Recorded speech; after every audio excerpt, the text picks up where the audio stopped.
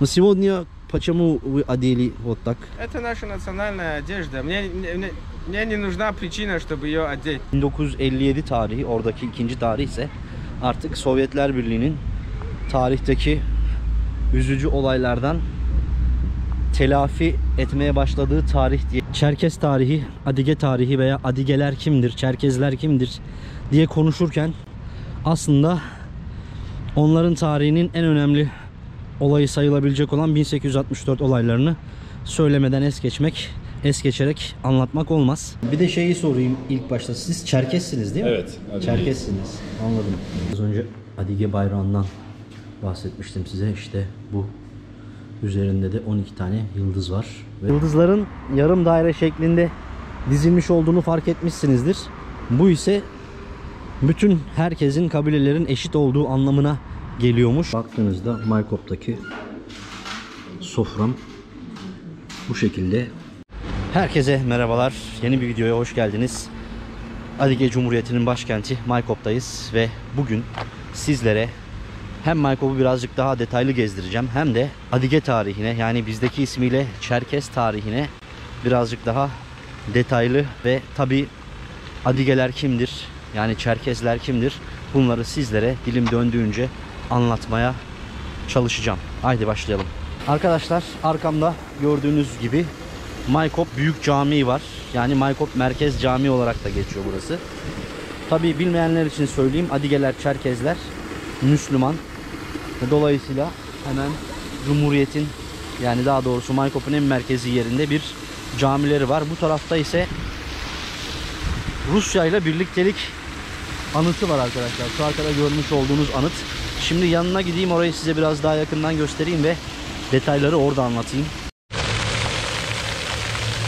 Evet arkadaşlar, bu meydanın tamamının ismi Dostluk Meydanı, Arkadaşlık Meydanı.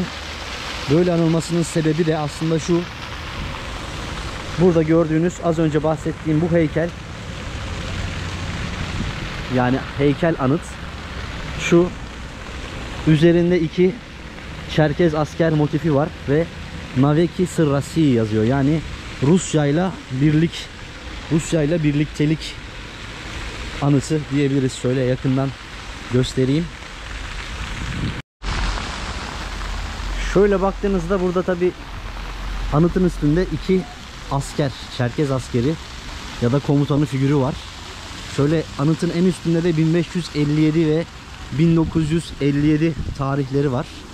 Bunlar için aslında söylemek gerekirse Kabarteylerle ilgili, yani Çerkeslerin bir alt grubu diyebileceğimiz Kabardaylarla ilgili olan bir tarih. 1557 yılında ilk defa Ruslarla ittifak yapıyorlar Kabarteyler ve böylelikle Rus-Çerkes, yani ne diyeyim size, karşılaşması diyebiliriz en basit tabiriyle, başlamış oluyor. Birinci tarih ona istinaden orayı anlatan bir tarih. İkinci tarih ise 1957, yine burada yaşanan vahim olaylardan sonra birçok insanın geri dönüşünü temsil eden bir tarih 1957. Şöyle gezeyim. Evet. Burada biraz doydu. Tabii turist grupları falan da var artık Maykop'ta.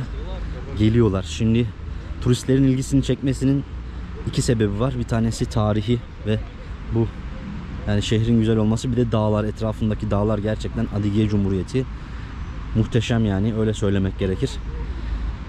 Şimdi arkadaşlar, tabi bu, şunu söyleyeyim, 1957 tarihi, oradaki ikinci tarih ise artık Sovyetler Birliği'nin tarihteki üzücü olaylardan telafi etmeye başladığı tarih diyebiliriz. Yani üzücü olayların telafisinin başladığı tarih diyebiliriz. 1957. Burada da anıtı var. O sebeple buranın ismi Friendship, Drujba, yani arkadaşlık, dostluk meydanı ve anıtı buranın ismi. Hemen caminin yanında. Tabi arkadaşlar, bir de şunu söyleyeyim. Tabi bunlar benim yine her zaman gibi kendi okumalarım, kendi araştırmalarımla yapmış olduğum bilgiler. Eğer sizin de eklemek istediğiniz bir şeyler olursa ya da yanlış gördüğünüz bir şey olursa lütfen düzeltin. Tabi hakaret etmeden düzeltin. Çünkü hakaret ederseniz, küfür ederseniz ben mahkemeye gidiyorum. Onu da söyleyeyim de. Onun dışında tüm eleştirilere açığım.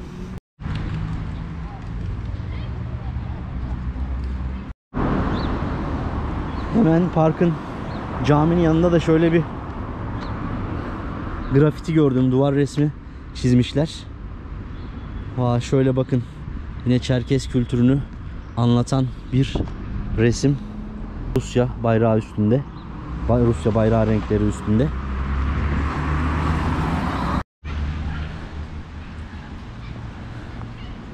Evet, birazdan ezan okunacak ve insanlar camiye gidiyorlar yavaş yavaş. Evet arkadaşlar, burada gezerken güzel bir sürprizle karşılaştım. Beni Türkmenistan'dan takip eden bir arkadaşımız varmış. Şimdi onunla sizi de tanıştırmak istiyorum. Gerçekten Maykop'a da gelmiş ve beni izleyerek gelmiş. Bu ayrı sevindirdi. Ve tabii şimdi hem kendim tanışacağım hem sizlerle tanıştıracağım.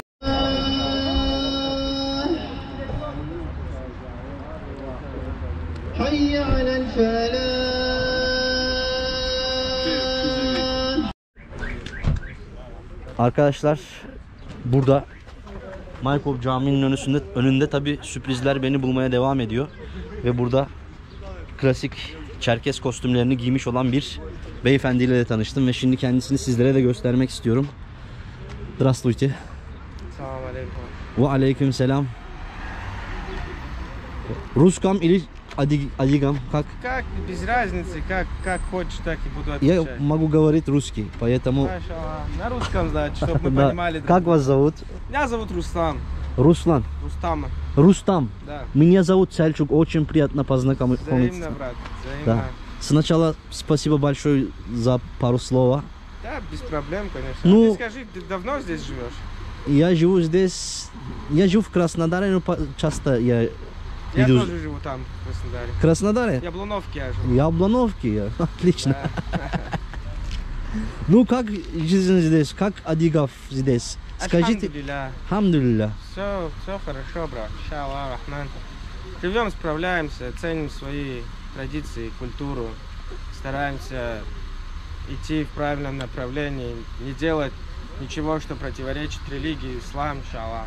Иншаллах. И Но сегодня почему вы одели вот так? это наша национальная одежда. Мне не нужна причина, чтобы ее одеть.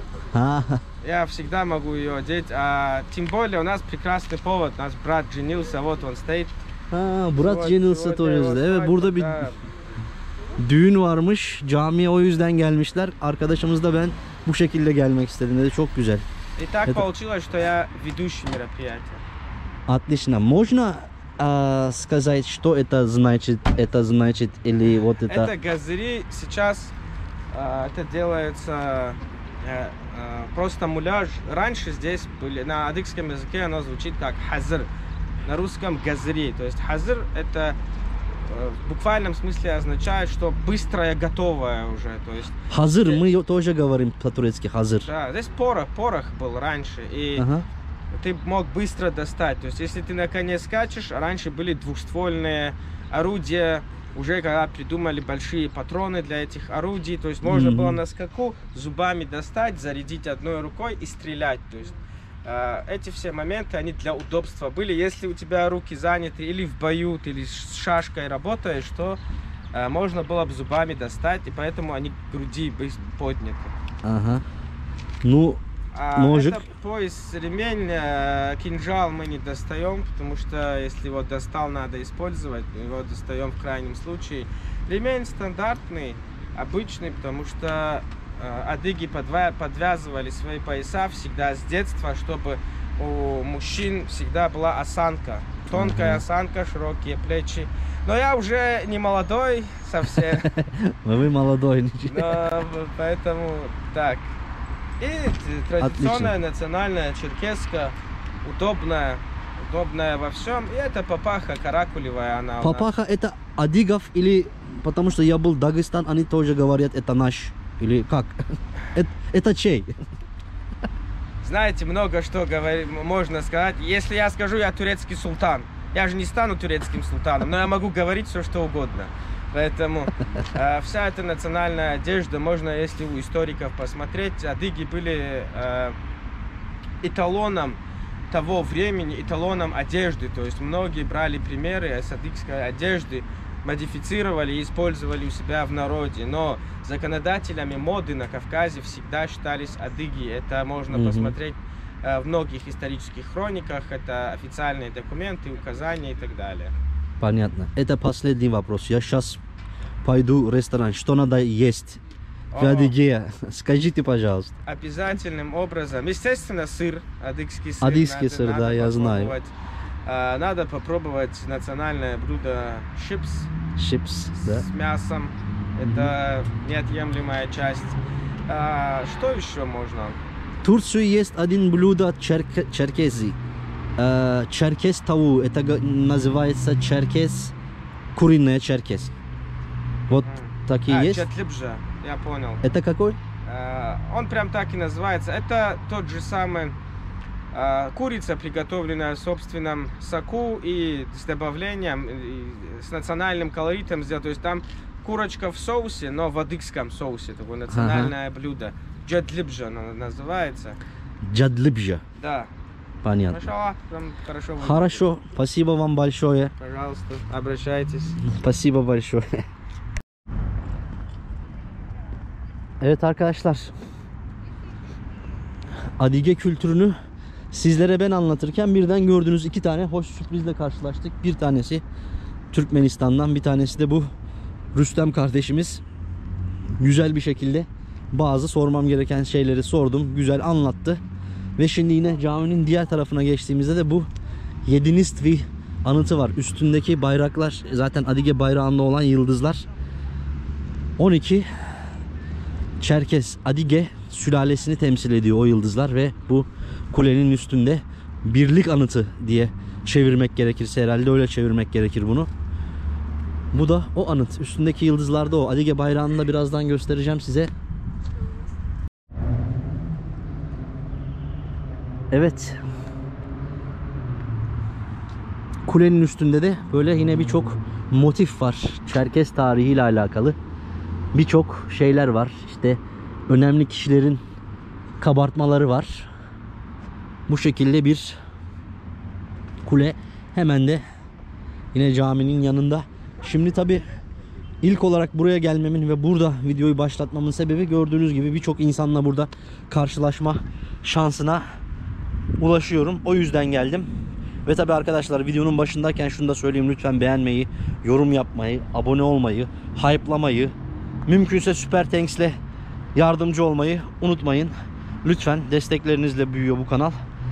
O yüzden hepinize şimdiden çok teşekkür ediyorum. Tabi şimdi yemek yemek için de burada yine güzel bir Çerkes restorantı var. Yine en merkezi caddelerin bir tanesinde.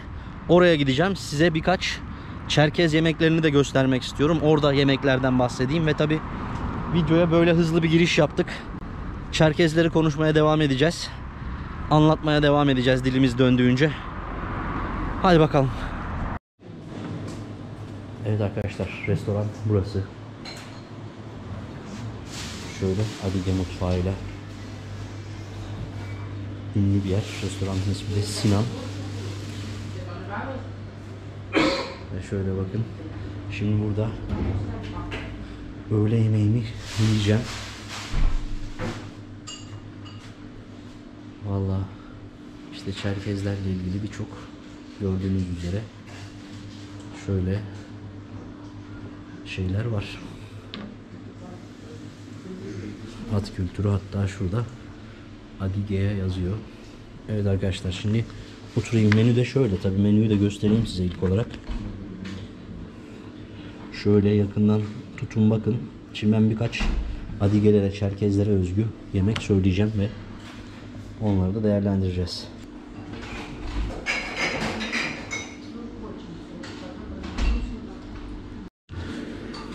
Arkadaşlar, şimdi burada Adige mutfağına özgü birçok yemek var. Tabi bölgeye, Kafkas mutfağına özgü yemekler de var ama mesela şipsi, bir şipsi söylemek istiyorum. Klasiçiski ve şurada haluj var. Holyaj ya da bunun ismi. Yanlış söylemiş olmayayım. Haluş söylemek istiyorum. Ve az önce de bahsettim ya, Çerkes tavuğu, Lübja iskuritsi. Bundan söylemek istiyorum, bakalım varsa. Fiyatlarını da en sonunda söyleyeceğim zaten size. Evet arkadaşlar, ilk bölüm yemeklerimiz geldi. Şu bir yine salata. Çerkez salatası. Çerkezlere özgü bir salataymış. Kız öyle söyledi. İçinde kırmızı lahana var yanılmıyorsam. Şu da haluş. Etası sığramda. Bu da evet peynirli haluş. Deneyeceğiz şimdi. Вам не снимаю, не переживайте. Chips kalmamış, o yüzden salata gınç dedik, gınz dedi galiba bunun ismine. Gınz, tekrar sorarım ve haluçla başladık. Başlayacağız. Diğer yemeklerimi de bekliyorum bakalım. Arkadaşlar bekleyeceğim dedim ama çok acıkmışım ya. Şu salatayı bir tatmak istiyorum. Bu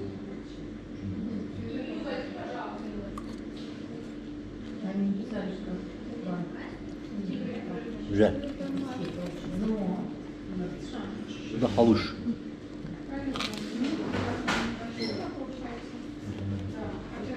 İçi de böyle Adige peyniri var. Burası tabi Adigeler peynirleriyle de ünlü. Onu daha sonra anlatalım. Gayet güzel pişi yani. Libja из курицы, как это называется? Гына. Gına. Да. Gına, tamam. Salatanın ismi gına, bu da libja из курицы. Yani Çerkez tavuğu diye bilinen yemek herhalde bizde. Bu arkadaşlar şöyle de göstereyim. Şimdi bunu da deneyeceğim. Yani baktığınızda Maykop'taki sofram bu şekilde Çerkez yemekleriyle donattık. Bakalım bir de kompostu gelecek. Tabi tek kişi ancak bu kadar yiyorum.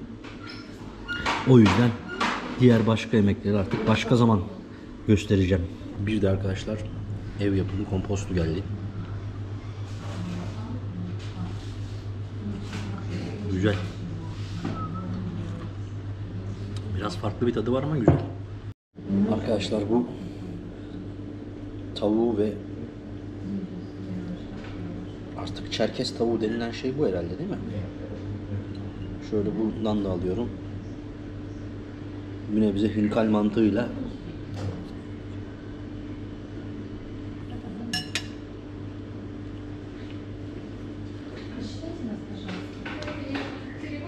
evet güzel yapmışlar, güzel. Bu da acıymış bu arada. Salata. Az önce Adige bayrağından bahsetmiştim size. İşte bu. Üzerinde de 12 tane yıldız var ve 3 ok var. 12 yıldız, 12 Çerkez sülalesini, ailesini temsil ediyor diye biliyorum. Ve yine restoranda gördüğünüz gibi Adige Çerkez kültürüyle alakalı böyle güzel, özel ürünler de var ve yemeğimi de yedim. Toplam ücret 1300 ruble, yani 15 dolar gibi diyebiliriz. Normalde çok daha ucuza da yemek yiyebilirsiniz ama burada bu şekilde. Restoranın ismi de Sinan ve bu tavsiye, sadece hiçbir şekilde reklam değil, bilginiz olsun. Ancak marka ismi geçtiği için bildirmek gerekiyor ne olduğunu. Bu şekilde. Arkadaşlar sizlere tabii Maykop'un sokaklarını gösterirken birazcık da yine kaldığımız yerden devam etmek istiyorum. Tabii kavramlar biraz karıştı gibi sanki. Şu an şunu söyleyeyim. Hem Adige hem Çerkez terimlerini kullanıyorum videonun başından beri, fark ettiğiniz üzere. Şimdi Adige insanların burada, yani Çerkezlerin kendi dillerinde kendilerine vermiş oldukları isim. Çerkez ismi ise onların komşularının veya onlarla ilişki içerisindeki olan halkların onlar için kullanmış olduğu isim. Yani Osmanlılar, Ruslar, Araplar Adigelere Çerkezler demişler. Çerkez, bu da Farsça savaşçı, silahşör, asker anlamlarına gelen bir kelime. Bu ismi vermişler. Fakat Adigelerse kendilerine kendi dillerinde Adige diyorlar ve benim öğrendiğim kadarıyla da bu Adige kelimesi Adi Çerkezce'de halk demek, topluluk demekmiş. G ise aitlik eki, yani bizim halkımız, bizim topluluğumuz isminde kendilerini Adige olarak anmaya başlamışlar ve tabii ki buradaki tarihleri, yani milattan önce 3000-3700'lere kadar uzandığı söyleniyor ve buna da Maykop kültürü diyorlar. Yani Kafkasya'nın, aslında Kafkas kültürlerinin de temelini oluşturan kültür diyebiliriz. Maykop kültürü diye söyleniliyor ve bu sebeple şehrin ismi de Maykop. Tabi Adigece'de de Maykop'un elma vadisi anlamına geldiği de söyleniyor. Tabi döner ve daha birçok dünya mutfağından da yemek içmek mümkün burada. Ben tabi bu videoyu artık Çerkezlere ayırdığımız için Çerkez yemeklerini denemek istedim. Bu arada gerçekten yemekler de lezzetliydi arkadaşlar. Benim gerçekten hoşuma gitti.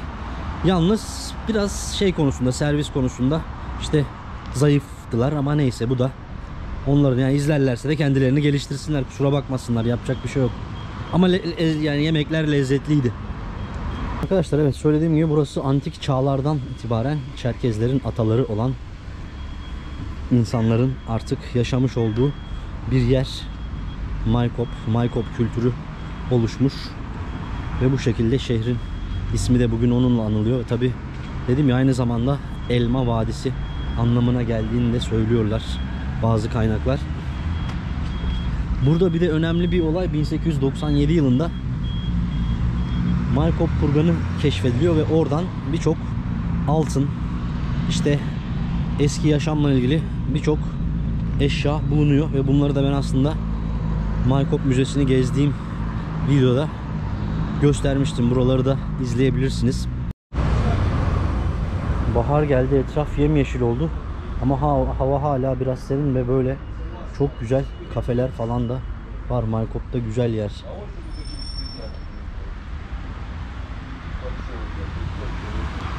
Şöyle bakın, güzel mekanlar yok değil burada da. Küçük bir şehir olmasına rağmen yine de çok güzel yerler var. Arkadaşlar size tabii ki birazcık bayraktan bahsedeyim. Bayrak yeşil zemin üzerine 12 tane yıldız, altın sarısı yıldız ve 3 tane birleşik oktan oluşuyor.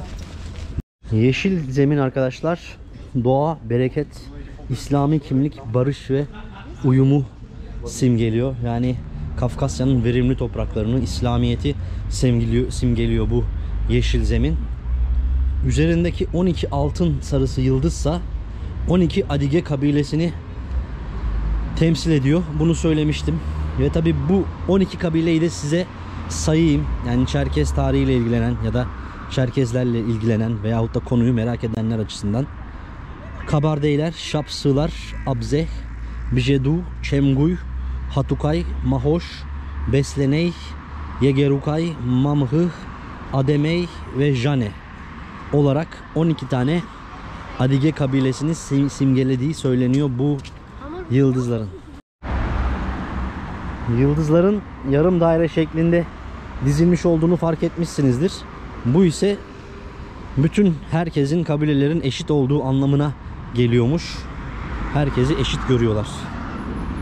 3 birleşik ok ise arkadaşlar tarihi savaşçı kimliklerini temsil ediyormuş ve 3 evrensel değeri temsil ediyormuş.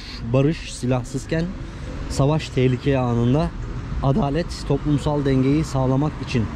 Okların birleşik olması farklı kabilelerin ortak hedefler etrafında kenetlendiğini gösteriyormuş.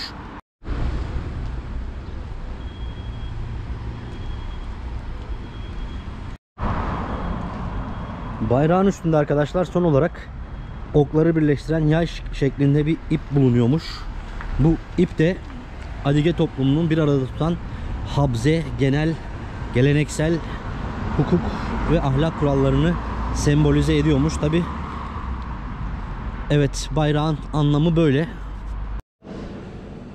Arkadaşlar bugün Maykop'ta Adige Cumhuriyeti'ndeki gezime devam ediyorum ve her dakika beni yeni bir sürpriz karşılıyor. Burada bugün daha yeni açılmakta olan çok güzel bir mekana geldim. Türk kahvesi yapıyoruz değil mi? Türk kahvelerini yapan bir arkadaşımız var. Kendisinin ismi Şamil. Şimdi kendisi de tanıtacak kendisini ve burada bir dükkan açtın. Evet. Açıyorsunuz. Evet, açıyoruz. Evet, şimdi onunla ilgili onun fikirlerini de sizlerle paylaşacağım. Şamil Bey. Şöyle koyayım.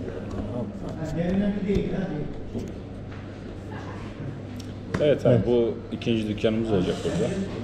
Ben 2 senedir buradayım. 2 sene önce geldim. Ben Bursa'daydım. Veteriner fakültesinde. Veteriner fakültesinde okudun. Tamam, çok güzel. Buraya senedir yolun buradayım. nasıl düştü peki? Burada amcamın oğlu var. Amcanın oğlu var. Evet, 15-16 senedir burada. Anladım. Bir de şeyi sorayım ilk başta. Siz Çerkessiniz değil mi? Evet, hadi. Çerkessiniz. Anladım. Türkiye'de çok Çerkez var zaten. Benim bildiğim Türkiye'de kadarıyla. evet. Yani Adigesiniz. sayısını tam bilmiyorum ama Peki buraya, yani burada ya dönüşünüz sadece bir iş kurmak için mi, yoksa buraları sevdiğiniz için mi? Yani Adige toprakları bizim kendi memleketimiz diye mi geldiniz? Yoksa yani Ya sizi şöyle, buraya getiren zaten mi? sürekli anlatılan bir şeydi yani. Türkiye'deyken de yani çok geçmiş bir tarih olmadığı için 1864'te buradan göç oluyor. Aslında kaç kuşak oluyor? 3-4 kuşaktır falan Tabii. Türkiye'de. Doğru, Türkiye'desiniz. Aynen, çok eski bir şey olmadığı için zaten anlatılan bir şeydi. Bir de amcamın oğlu da burada olunca benim için kolay oldu buraya gelmek. Onlar okumaya geldiler. Hı, onlar okul Evet. vasıtasıyla geldi. Üniversiteyi onlar bitirdikten sonra burada kaldılar. Ben de gezmek için geldim buraya ilk başta. Hiç kafamda yoktu yani buraya yerleşmek. Sadece bir gezeyim, göreyim. Anladım. Sonra Peki, görünce biraz hoşuma gitti. tam Sonra- onu soracaktım. Evet. Burada yaşamak nasıl peki? Sence Burada yaşamak güzel mi? Stresi çok az. Türkiye'de. Evet, Türkiye'de şu an biraz fazla stres var. Gündem her gün değişiyor. Her gün değişiyor. Burada gündemden biraz daha uzaksın. İnsanlar da kendi halinde. Biraz belki Maykop'a özel olabilir hani. Diğer Rusya'nın diğer taraflarını tam bilmiyorum. Haklısın. Maykop hem birazcık daha nispeten küçük şehir olduğu için Hem küçük hem de birazcık daha Güzel bir diğer şehir. taraflardan da farklı. Burası bir cumhuriyet olarak geçtiği için de Evet. hani normal bir şehirle şehir arasında bir şey yani böyle. Aslında Rusya'nın diğer tarafları belki böyle değildir, bilmiyorum yani. Ama burası gerçekten Kafkasya buraya benziyor ama diğer tabii büyük şehirler pek de buraya benzemiyor diyebiliriz. evet, Krasnodar birazcık daha zor yaşamak için. Şimdi şeyi soracağım bir de son olarak, hatta çok da vaktini almayayım. Problem değil. Peki Çerkezce öğrendin mi ya da Türkiye'deyken biliyor muydun? Yok, ben bilmiyorum. Şu anda bilmiyor musun? Şu anda ben 2 sene oldu. Önce Rusçayı çözmem gerekiyor. Rusça öğreniyorsun Aynen. önce. Ondan sonra en azından hani günlük konuşma olarak öğrenmek istiyorum. Tabii. Adigece'yi de ama şu anda biraz zor. Adigece de biraz zor. Adigece Biraz- zaten zor bir dil. Ben Evet. de biraz baktım, zor ya. Altyapın olmazsa hatta daha zor yani. Benim annem babam da bilmiyordu. Anladım. Onlar bilseydi belki Daha kolay kurtarabilirdim ama öğrenebilirdin. aynen. Tamam Şamil kardeşim, çok teşekkür ediyorum Memnun oldum. katıldığın için. Evet arkadaşlar, işte mekan da burası. Yeni açılacak haftaya. Açılışına da gelebilirim. Türk kahvesini, Türk kültürünü tanıtan bir mekan. Kardeşlerimiz de burada, Çerkez kardeşlerimiz açmışlar. Evet. Teşekkür ederim yeniden. Çok sağ olun. Burası Maykop'un en büyük caddesi, yürüyüş yolu ve kafe de orada, şöyle boydan boya Krasny Oktyabrskaya yanılmıyorsam bu caddenin ismi. Ve tabi bu arada bu yine reklam değil arkadaşlar, herhangi bir reklam bağlantımız yok. Kendilerini burada gördüm, Türkçe konuştuklarını duyunca sizlere de göstermek istedim ve Çerkez çıktılar. Zaten Türkiye'den gelmişler, yerleşmişler.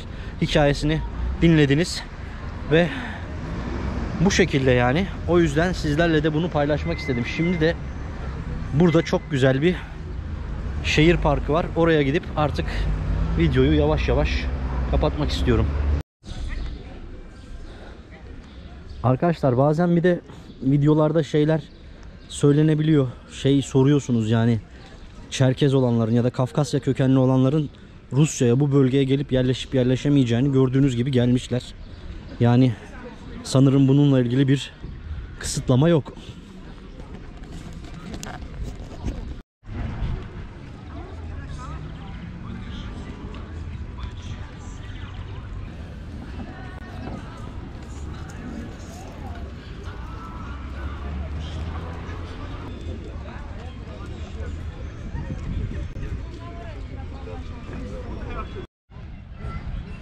Arkadaşlar burası Markop Gor Park. Yani Maykop şehir parkı ve çimlendiriyorlar. Şöyle bakın, yavaş yavaş buralar geçtiğimiz 2 yıl boyunca yeniden elden geçirildi, yeniden dizayn edildi ve harika bir görüntüye kavuşturuldu. Böyle Belaya Reka, yani Beyaz Nehir kenarında bir yürüyüş yoluna çevrildi. Şimdi oraya gideceğim. Biraz da size orayı göstereyim.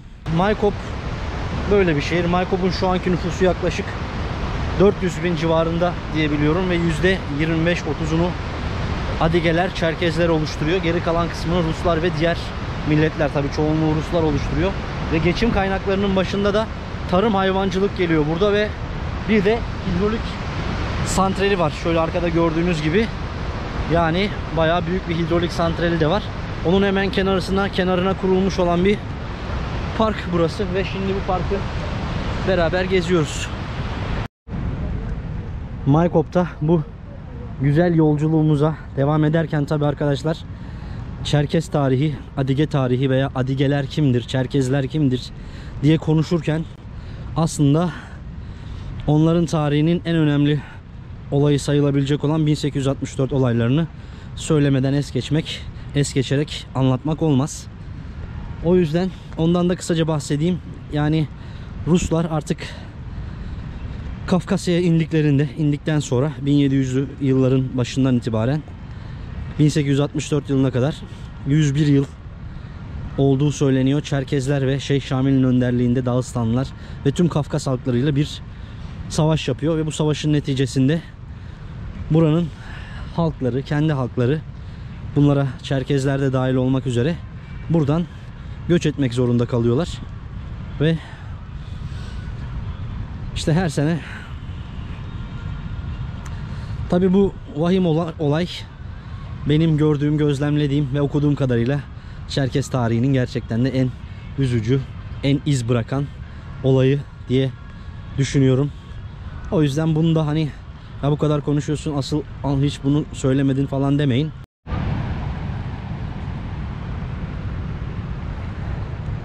Reka Belaya arkadaşlar burası. Yani Beyaz Nehir. Türkçe'ye çevirirsek şehri tam ortadan ikiye ayırıyor diyebiliriz. Tabi şu an ekranın sağ tarafındaki bölüm daha fazla şehir merkezini simgeliyor. Bu da Maykop'un simgesi elma. Yani elmalar ülkesi. Maykop o demekti galiba.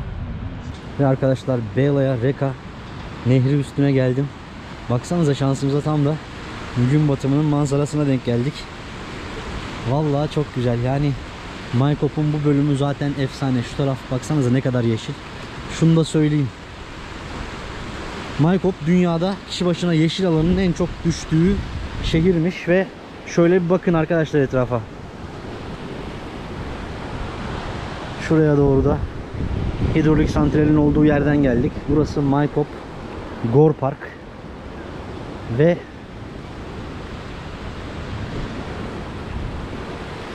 gerçekten de enfes bir manzarası var. Tam zamanında geldik. Tabii şunu da söylemek istiyorum arkadaşlar, şöyle hafif karşıya doğru yürürken. Yani bazen ne bileyim yazarken başlıkları ya da burada anlatırken bu tabii hem yürüyorum hem konuşuyorum hem insanlarla kontak kuruyorum falan, bunları anlatırken buraya bazen işte şey diyebiliyorum ya da Rus şehri demişliğim var. Yani buraya mesela Rusya'nın içindeki bir şehir sonuçta Maykop. Bunu söylediğim için bana yani yapılmadık linç bırakılmadı bazen arkadaşlar. Gerçekten enteresan. Yani çok özür diliyorum. Ya birçok Çerkez, Adige vallahi beni izliyor, çok destekliyor da ya da Kafkasyalı insanlar çok destekliyorlar sağ olsunlar. Ama bazıları da gerçekten ne diyeceğini bilmiyor. Yani şimdi ben bu kadar, yani kısacası şunu söylemek istiyorum. Yani ekran başından, klavye başından geçip şey yapıyorsunuz, yazıyorsunuz bazen, yok işte Maykop'u bir Rus şehri yaptım falan da. Ya kardeşim, birisi benim bunu birinci söyleme sebebim burası Rusya'nın içinde. İkinci söyleme sebebimse Çerkez kültürüne benim kadar faydanız var mı ya? Evet arkadaşlar, bu videoyu işin aslı daha fazlasıyla Çerkezler kimdir, Çerkez tarihiyle ilgili sizlere bilgi vermek için yapmaya çalışacaktım. Ancak gördüğünüz gibi insanlarla karşılaştık. Yani video bizi nereye götürürse birazcık da onu yaptık. Her şeyi anlatabildim mi sanmıyorum ama önemli, aklıma gelen birçok kısmı anlattığımı düşünüyorum Çerkezlerle ilgili. Lütfen yani yanlış bir şey söylediysem de yanlış anlamayın kesinlikle ve kesinlikle. Yani hiçbir halka karşı bir ön yargım yok. Zaten ki Çerkesleri çok severim ve onlar da bana sen bizim Fahriye hemşerimizsiniz diyorlar. Ayrıca şunu da söyleyeyim, yani sadece Fahriye hemşeri değil, ben gerçekten de Maykop'a kayıtlıyım arkadaşlar Rusya'da. Hemşeriniz sayılırım. O yüzden söylediğim üzere dilimiz sürçtüyse affola. Evet, bu videoyu da Maykop'un bu güzel noktasından Belaya Reka üstünden noktalandırmak istiyorum. İzlediğiniz için hepinize her zamanki gibi çok teşekkür ediyorum. Saygılarımı, sevgilerimi sunuyorum ve bir sonraki videoda tekrar görüşünceye dek kendinize iyi bakın diyorum. Hoşça kalın.